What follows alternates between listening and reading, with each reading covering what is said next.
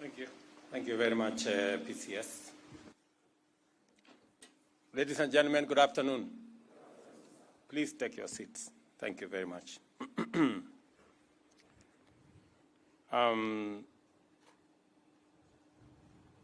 Excellencies, distinguished ladies and gentlemen, I am delighted to be with you as we launch the National Police Service Strategic Plan 2023-2027 and the State of Correctional Services Strategic Plan for the same period. This is because we have before us two blueprints which not only reaffirm our steadfast commitment to the safety and security of citizens and their property, but also establishes a robust framework for developing a modern, efficient, responsive police service and prison service. Anchored in these strategic plans is a bold and clear step forward, creating a secure environment for where each and every citizen can thrive. National security, public order, and the safety of every citizen are the underlying enablers of all economic activity. I am also pleased to note that this plan is firmly rooted in Article 243 of the Constitution and the National Police Service Act of 2011, and is dedicated to fostering a people-centric, service-driven public order and national security system that aligns with our broader national development framework. With this strategic plan, the National Police Service is positioned to develop robust capacity to effectively address current and emerging security challenges, ensuring that Kenya remains a stable, prosperous, and safe nation, that our economy is conducive for sustainable growth. The 2023-2027 strategic plan outlines 8 key goals that are integrated to transforming the National Police Service and aligning it with a broader national security agenda. First, our investments in infrastructure, equipment, and capacity are aimed at significantly enhancing service delivery. This is the context in which we must understand the value of projects like the deployment of mine-resistant ambush-protected vehicles in regions such as the North Rift, Northeastern, and Upper Eastern, the operationalization of the National Police Hospital in Kanyonyo and Mbagathi, the completion of the DCI National Forensic Laboratory, and the establishment of the National Police Leadership Academy. These initiatives demonstrate our dedication to modernizing the service. Additionally, the establishment of the Integrated Communication Command and Control Center will improve operational efficiency and coordination. Alongside these hardware improvements, we are prioritizing the welfare of our police officers. A significant component of our national policing reform framework is the implementation of the 271 actionable recommendations from the Maraka Task Force. And we all remember we were here a few months ago to make sure that we have a team that will see to it that every recommendation that was made in that task force is achieved in the time frame which was set out. These timely and ambitious and wide-ranging reforms include enhancement of the terms of service, working conditions, human capital development, and institutional frameworks to ensure our officers are well-equipped, continuously trained, motivated, and supported to perform their duties with professionalism and dedication in a dynamic operational environment. Let me say the following, that I did make a commitment that we are going to look into the terms of service, salaries and many other things, insurance package for our police officers. I'm very happy that we have implemented phase 1 of the recommendations that was made by Maraga. And I want to commit that all the other phases are equally going to be implemented. I did commit that we are going to engage in a robust modernization program of our police force, of our police service. Already, in the last 2 years, we have spent 9 billion shillings in the modernization program. I did commit that we are going to spend 20 billion. In actual fact, we are going to spend 28 billion in the modernization program of our police service. I am very happy that some of the equipment has already been supplied, some are on the way, and we are beginning to feel the impact of police modernization in the security improvements around the country. I want to commend the leadership of the police and all the policemen and women for what they are doing in matters protecting citizens, their property, and their lives. I must commend them. Congratulations.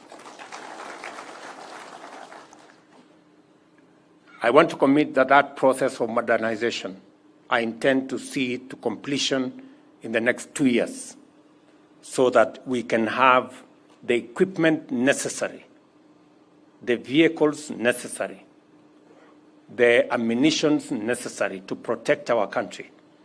I'm also confident that, as I said before, we will engage the police men and women so that we can have an appropriate uniform. I know that has been agreed upon, and what is awaiting now is for us to roll out and make sure that we kit our policemen and women with uniform that gives them an inspiration to work and to go forward. So again, that is something we are going to roll out. I know that we are also short on the police vehicles. We have many police stations in different parts of the country that do not have adequate transport. Again, we have already committed ourselves to engage and procure the first 1,000 vehicles. The procurement did not go very well. We are repeating the procurement. By early next year, we will deliver the first 1,000 vehicles. We intend to deliver 3,000 vehicles for our police stations, men and women, to be able to discharge their responsibilities as is appropriate. I also know that our policemen and women live in very difficult situations. The good news is that we have completed the first 582 housing units, 1,000 are under construction, and 17,000 additional houses for the police. We are at the tail end of procurement. It is our intention to make sure that as many as possible of our policemen and women who discharge a very sensitive responsibility of protecting all of us, they work in conditions that help them to discharge that responsibility better. We are going to be working together to ensure that as part of our institutional housing, not just the police, but also our military and the prisons, including the NYS, will benefit from this whole housing agenda that we are rolling out. I am very happy that we've begun to see the first houses completed. I've said 582 are already completed. Another 1,000 are different stages of construction, and we are completing the procurement of contractors for an additional 17,000 units. so that our policemen and women living in different parts of the country and working hard to protect and secure our nation live in conditions that are that help them to discharge that responsibility. Also, the aspect of technology. We have agreed that we need a modern police service, and the aspect of technology, making sure that we digitize, including the famous OB. It must be digitized so that entries into the OB cannot be compromised by anybody. And we can have a clear follow-up on how this is going to go forward. So we will work together. I am confident with the leadership that we have at Vigilance House. I am very confident with the leadership we have at the Office of the President to make sure that we work together in this endeavor. And I commend the National Service for placing technology at the core of the strategic plan that we are launching today. In today's rapidly evolving digital landscape, many offenses and security threats are enabled by digital technology, and the ability to detect, disrupt, deter, and investigate these threats depend on our capacity to operate effectively in a high technology environment.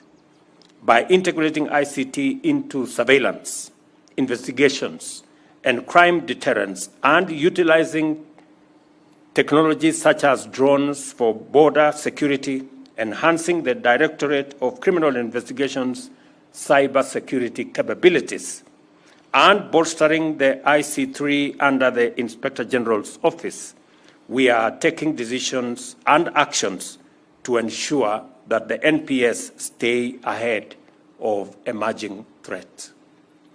It is equally important to uphold the highest standards of professionalism and accountability.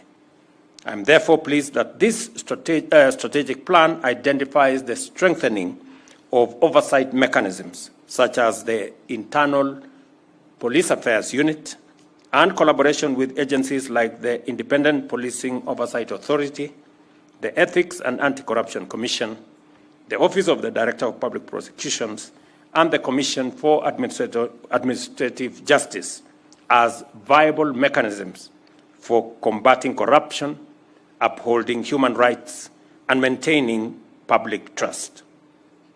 Additionally, this strategy leverages on our commitment to the operationalization and the financial autonomy of NPS as critical enablers of effective policing. With the operational budget now directly managed by the Inspector General, the National Police Service has the financial independence necessary to utilize resources efficiently, enhance service delivery, and maintain operational flexibility to deal with emerging challenges in different parts of the country. It is important to note that the launch of this strategic plan is not an end in itself. Instead, it marks the beginning of concerted efforts that must be undertaken consistently and with exceptional focus to achieve results. A strategy that fails to execute its mission or achieve its vision is an organizational failure, a professional misdirection, and a wasteful error. Therefore, this strategic plan is a call to action to begin the journey of transforming the National Police Service into a trusted, professional, and efficient institution in order to achieve our collective vision for a safer Kenya, position our national security system as a guarantor of progress, and prioritize professional service to every citizen. The reforms proposed in the Maraga Task Force report, and which have been adopted by the security services concerned, also extend to the Kenya National Prison Service. Consequently, the construction of 28,000 units in the prison service will be agreed upon, and I have given very firm instructions this morning that we need to agree on the mechanism for unlocking that potential. Our men and women service in the correctional services live in very difficult conditions as well. In addition, the prison service will begin leasing their land. Again, I have said we have so much land in the hands of government. We have seen what commercialization of these lands can do. There is every reason why we must work with the private sector to commercialize the pieces of land that we have, produce food, produce other products, so that we can make these assets much more useful to the different government agencies. To further improve transport and service provision, the State Department of Correctional Service will also be included in the vehicle leasing program so that we can better improve their fleet of transport, both for officers and for prisoners. Now that we have launched this National Police Service Strategy and the Correctional Service Strategy, what we all want to see going forward. You know, because as I've said, launching this strategic plan is just the beginning, but it can be monumental failure if we don't move the next steps. And as you reflect on this question, remember that our national policing and security framework is constitutionally mandated to ensure safety and prosperity without undermining rights and freedoms. We aspire to remain a secure democracy, which means you must perform your duties in a manner that promotes maximum safety and freedom. Kenyans should experience a shift in policing from practices characterized by extrajudicial illegality, impunity, and excesses to an approach defined by adherence to due process and the rule of law, fostering excellent relations with communities and inspiring trust among citizens. I understand very well the balance that we have to make.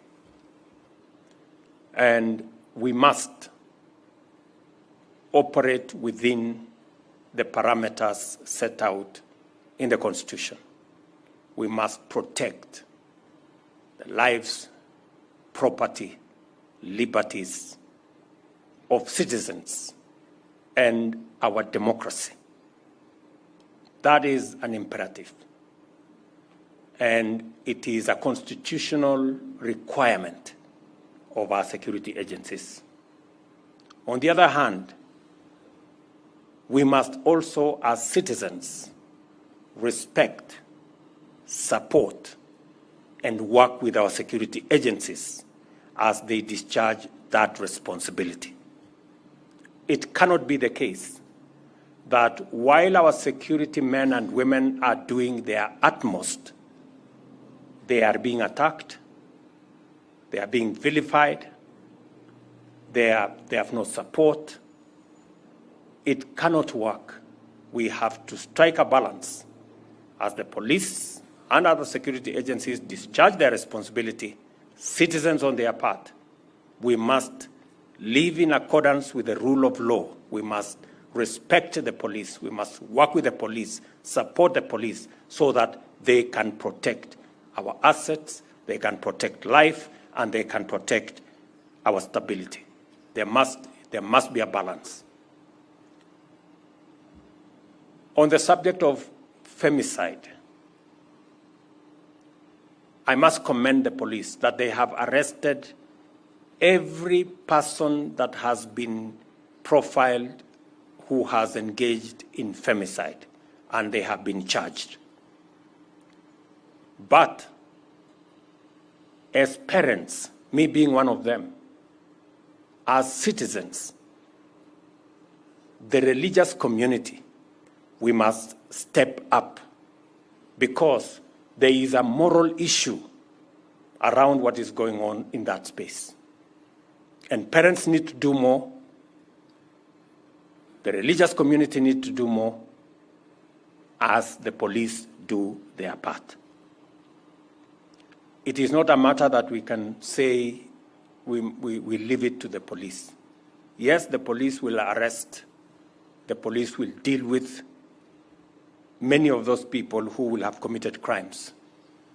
But as parents, as people who morally should guide the young people in our nation, we should also step up so that we can deal with that challenge from a broader and all society approach.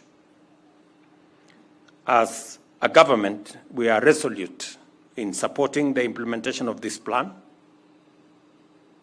both plans actually, and together let us forge a future where the rule of law prevails, public safety is guaranteed, and Kenya's prosperity is built on a foundation of trust and security. So, IG Kanja and your team, I have said that I have confidence in the leadership of the NPS as it is. They have done the best that they could, and they have the support of the government of Kenya. And they have my personal support. I understand very well that our men in uniform security agencies operate in very difficult circumstances. Sometimes we don't appreciate enough the kind of challenges they face and the kind of support that they need. But I want our security men and women to know that I fully appreciate, the government of Kenya understands, and that is why we are going to go out of our way to make sure that the job that you do, the mandate that you have, we support you so that you can achieve it. Because if you succeed, then our security is guaranteed, the security of our properties is guaranteed, the stability of our nation is guaranteed, and the progress of Kenya is assured. So you have no choice but to succeed, and we will help you to do so.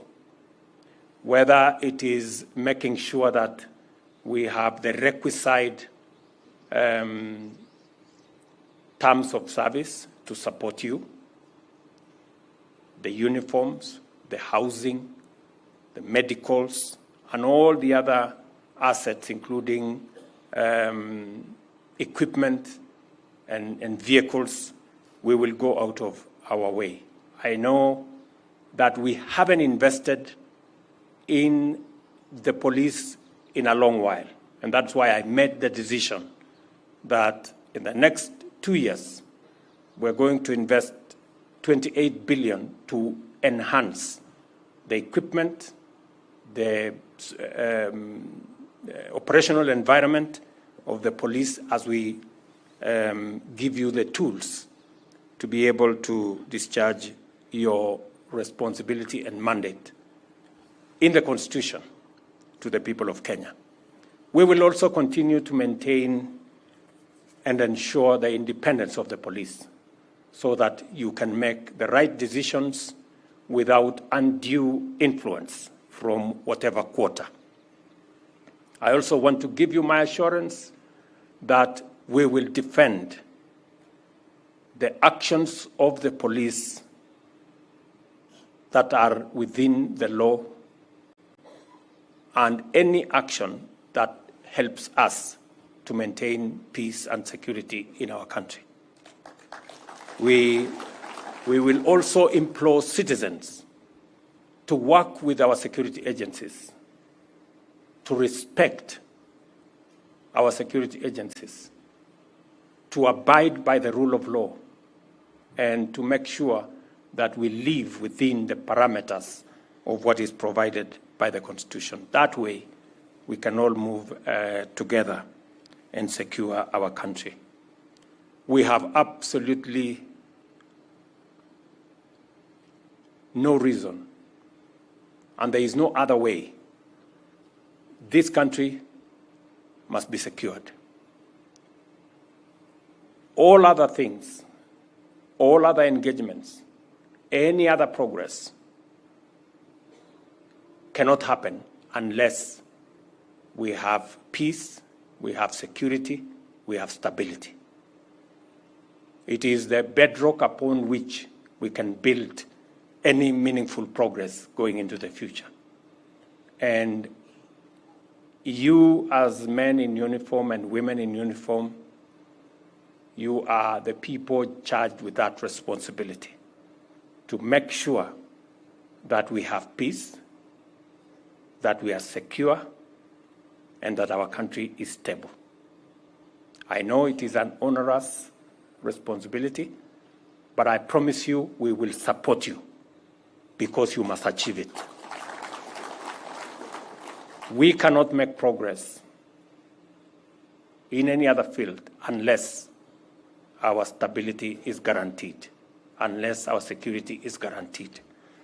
It is as serious as that, and therefore we are going to invest in the security of Kenya by investing in the police service and all the other security agencies that support our security, our stability, and ensures our progress. The two strategic plans of NPS and our prison service are now officially launched. Asante sana. Thank you, Your Excellency, and we would like now to symbolically just have pressing of the buzzer for us to have those two strategic plans launched. I'll request that we kindly take our seats and allow me, Your Excellency, to invite the following to flank you. Let's have the PSS present in the House. Let's have the IG of Police, the SA National Police Service, Commissioner General of Prisons, and Balozi Neil Wigan, who is going to represent the development partners who have supported this process. Just to flank His Excellency, at which, when at the pressing of the buzzer, we'll have the official launch of the two strategic plans. So with them standing there, I'm just waiting for them to be in place, then we shall count down.